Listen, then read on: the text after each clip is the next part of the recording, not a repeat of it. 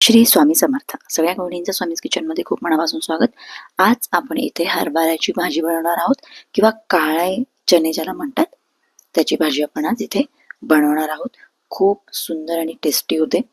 इथे मी 1 वाटी इतके हरभरे रात्रीच भिजवून ठेवले होते.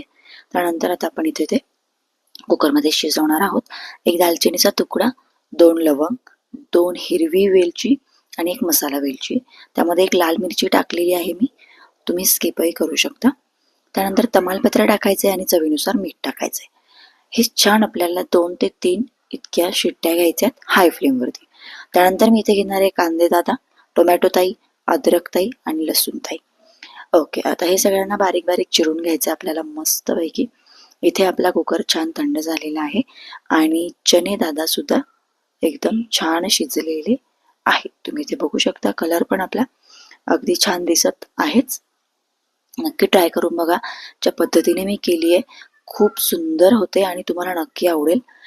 चला, आपले चणे दादा आता शिजलेले आहेत. एक पॅन घ्यायचा आहे, त्यामध्ये टाकायचंय 1 ते 2 चमचे इतकं तेल. त्यामध्ये टाकायचे मोहरी, जिरे छान तडतडू द्यायचे. अद्रकताई टाकायचे, लसूण दादा टाकायचे आणि कढीपत्ता काकू टाकायची. ओके, हे छान असे तडतडायला लागले, उडायला लागले की मग आपण यामध्ये ऍड करायचे कांदे ताई.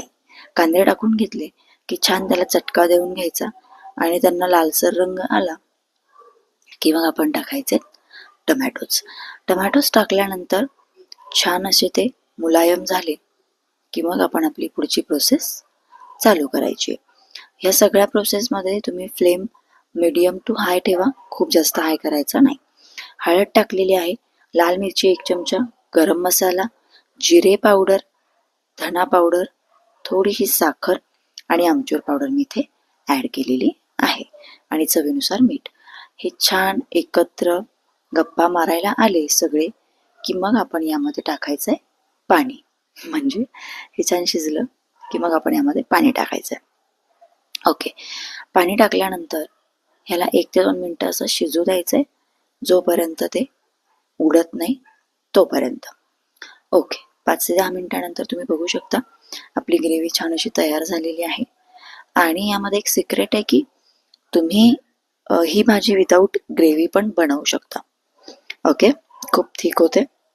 इथे मी चण्यातलं पाणी टाकून घेतलंय.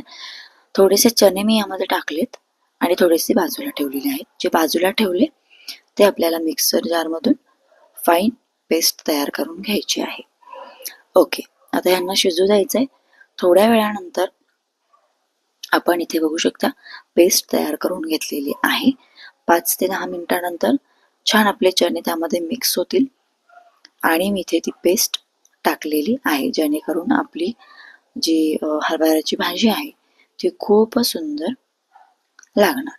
तुम्ही ते बघू शकता किती छान थिक आपली भाजी झालेली आहे. नक्की ट्राय करून बघा आणि मला प्लीज आवर्जून कमेंट बॉक्समध्ये सांगा तुम्हाला रेसिपी कशी वाटली.